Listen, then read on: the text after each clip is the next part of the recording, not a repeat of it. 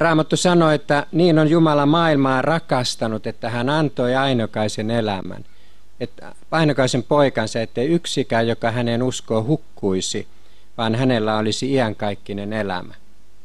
Tämäkin Raamatun sana, me voidaan lukea se 100 kertaa, mutta jos emme oteta sitä vastaan sydämeemme, niin ei se meitä hyödytä.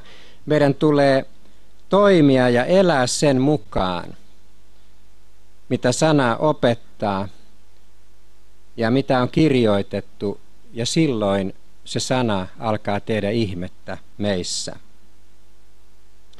Ihminen voi nimittäin vuosikymmeniä kuunnella sanaa, näitäkin Raamatun lauseita, hienoja saarnoja, ja en tiedä onko tämä hieno saarna, mutta näin yleisesti ottaen, ja elää seurakunnassa mukana, mutta tiedätkö, ei koskaan ota sitä sanaa sydämeensä, ei koskaan ota sitä elämän sanaa Jeesusta tosissaan ja pääse sisälle siihen elämään ja niihin salaisuuksiin, joita Jumalan valtakunta kätkee sisälleen.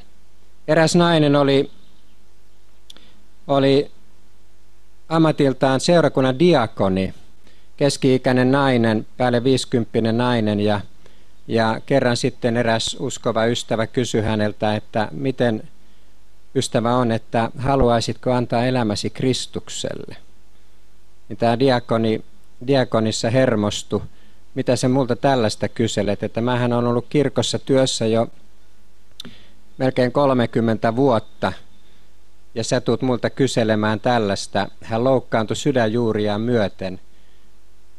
Tiedätkö, 2 vuoden kuluttua hän tuli synnin tuntoon ja antoi elämänsä Kristukselle, löysi todella uuden elämän Jeesuksessa. Hänestä tuli palava Kristuksen todistaja.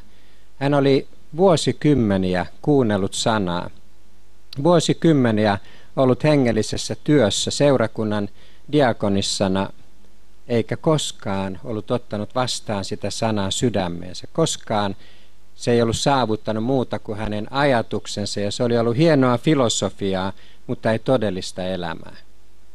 On mahdollista olla jopa seurakunnan pastori, pappi ja kirkkoherra, ja ei ole koskaan kohdannut elävää Jeesusta ja päässyt sisälle siihen todelliseen elämään. Raamattu sanoo, että meidän tulee nöyrtyä Jumalan väkevän käden alle. Sydämen uskolla tullaan vanhurskaaksi ja suun tunnustuksella pelastutaan, sanoo Raamattu.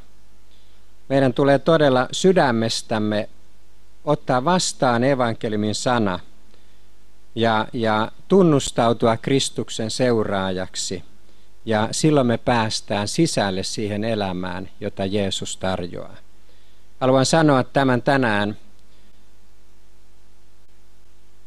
koska aina hengellisissä tilaisuuksissa voi olla niitä, jotka vain kuuntelevat sanaa, mutta eivät ole löytäneet sitä todellista elämää.